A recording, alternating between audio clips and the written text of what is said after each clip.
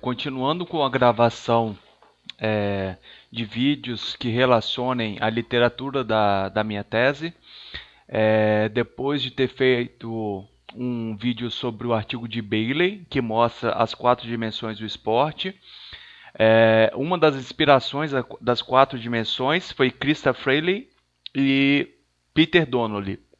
Então hoje eu irei falar sobre esse artigo da Quest, que é do Peter Donnelly, que são aproximações à desigualdade social na sociologia do esporte.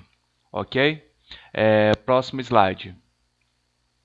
A introdução do artigo diz que o esporte, pela sua própria natureza, produz e revela desigualdades em termos da fisicalidade, né, um termo que ele utiliza em inglês, e da performance atlética.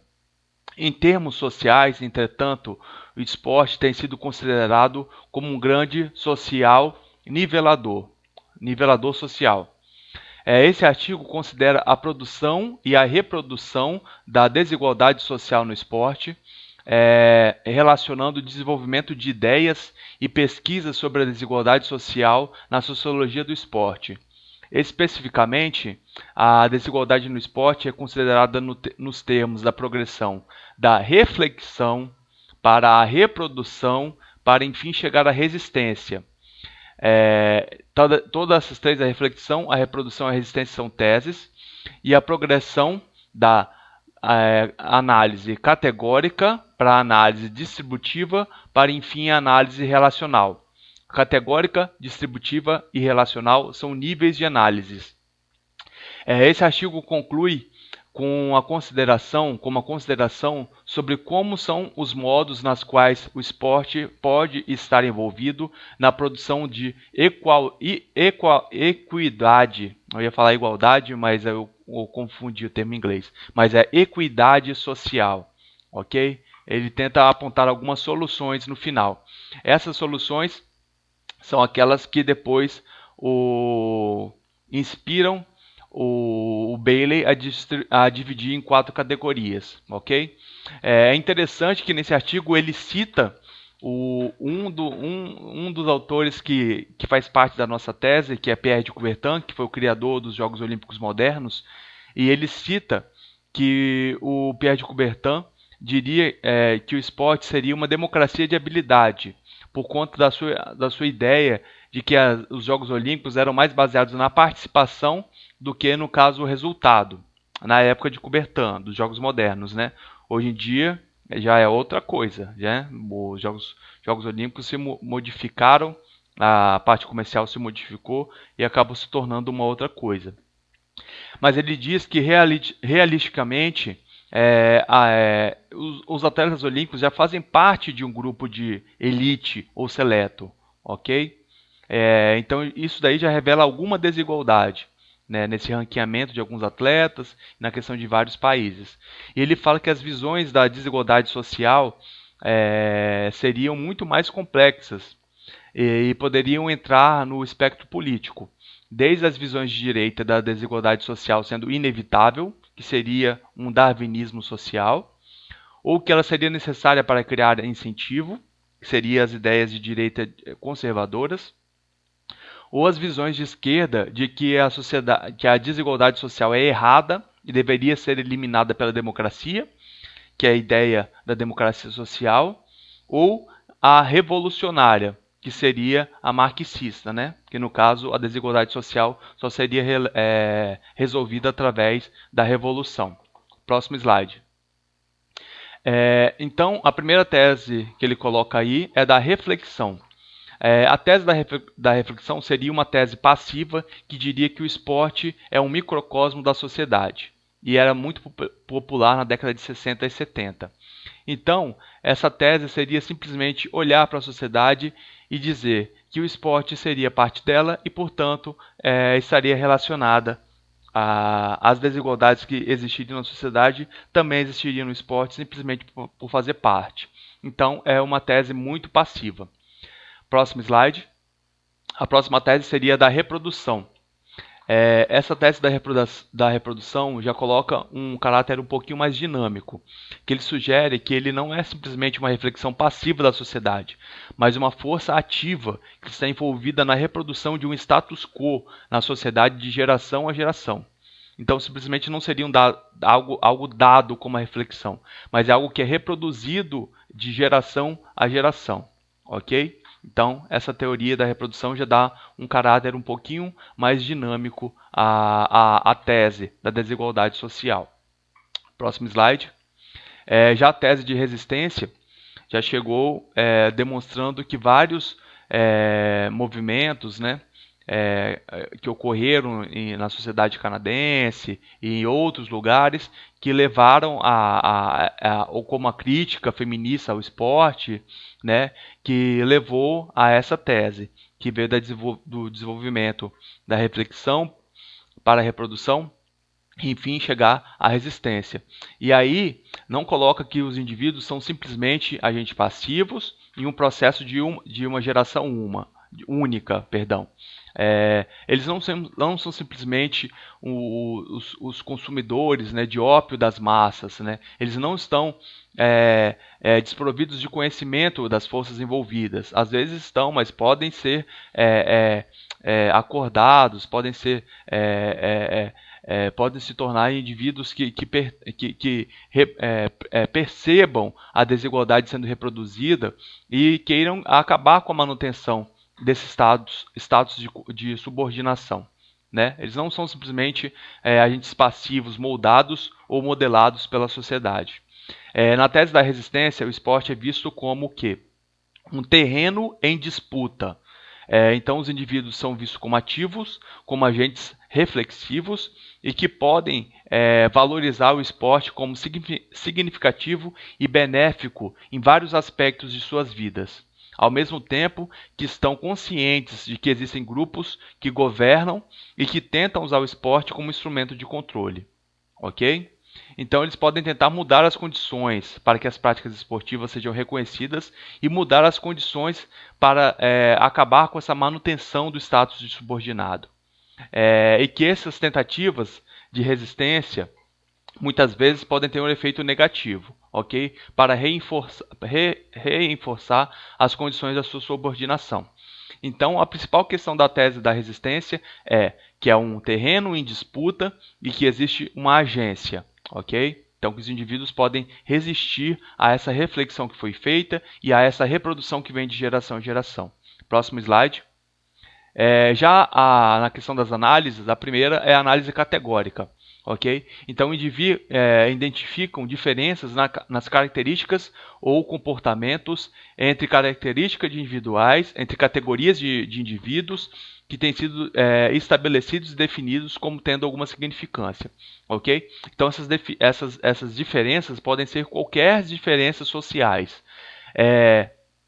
A gente traz aí a questão do gênero, da etnia e da classe social, apenas essas três características, para poder diminuir um pouco a discussão, e porque o próprio Donald diz que são três categorias que já têm conhecimento empírico produzido suficiente para categorizá-las, ok? Mas ele diz que qualquer diferença biológica, psicológica, geográfica, qualquer característica que podem dividir os indivíduos e criar uma questão de hierarquia pode ser colocada para uma análise de categorias na desigualdade do esporte. Ok? Próximo slide.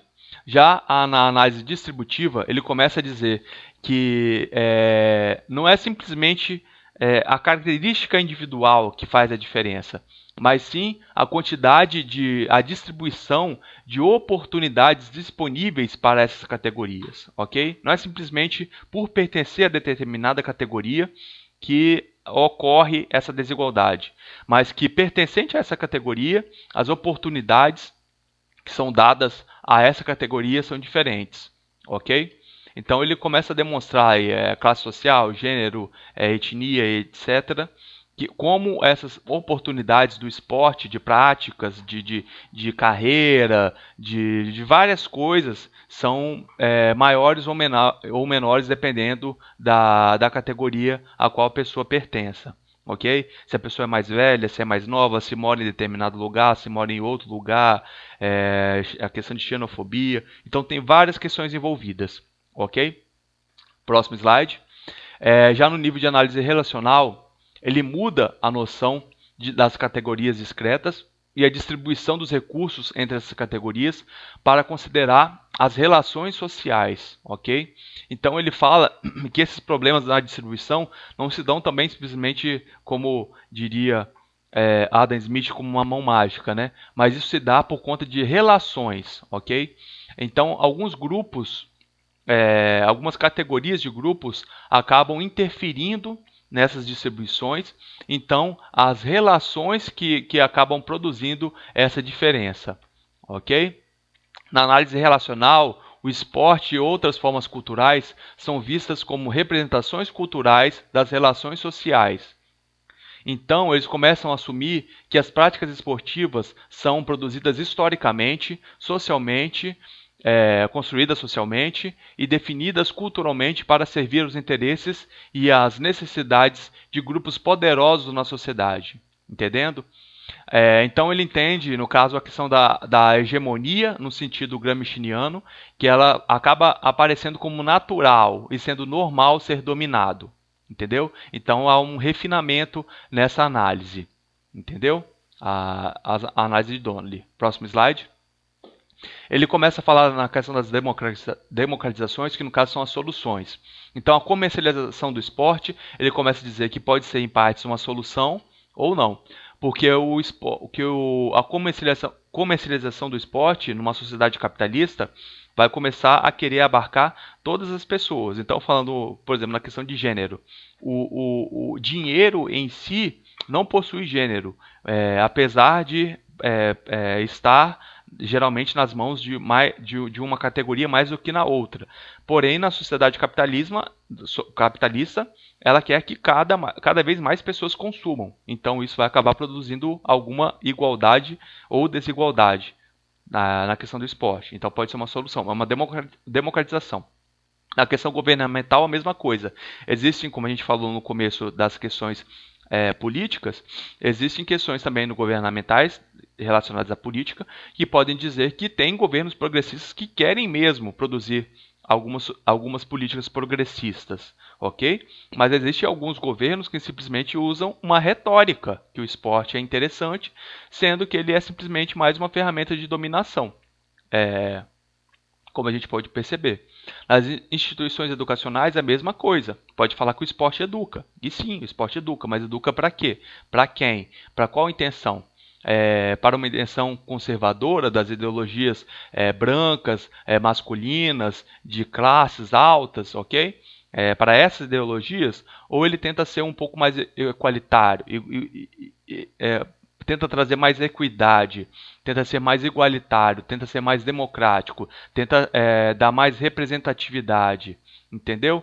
Então, a educação pode ser um meio, através da democracia, de diminuir ou talvez até aumentar a desigualdade social no âmbito esportivo. Próximo slide. Nós temos aí os movimentos sociais, que podem trazer vários movimentos, como feminista, como movimentos de direitos de expressões sexuais, movimentos de pessoas de uma idade maior, da terceira idade, ou movimento de pessoas com deficiência, vários movimentos sociais que podem estar trazendo isso. Inclusive, a nossa análise que a gente faz é de um projeto esportivo de caráter social, que também, bem, em partes, pode ser considerado como um movimento social, né, que tenta trazer uma diminuição na vulnerabilidade social de determinados locais. Então, a conclusão dele é que apesar do esporte ser visto como um agente importante de produção e reprodução da desigualdade social, as ações democráticas da parte de indivíduos e organizações podem nos sensibilizar para o potencial do esporte, para ser um agente importante de equidade, de transformação social e de produção de equidade social, ok? Então a gente fica claro que o esporte não pode ser visto mais simplesmente como um espelho da sociedade, mas sim visto como um terreno em disputa e que as nossas modificações, as nossas mudanças, na maioria das vezes progressistas, né, podem acabar eliminando esses processos de desigualdade. Próximo slide.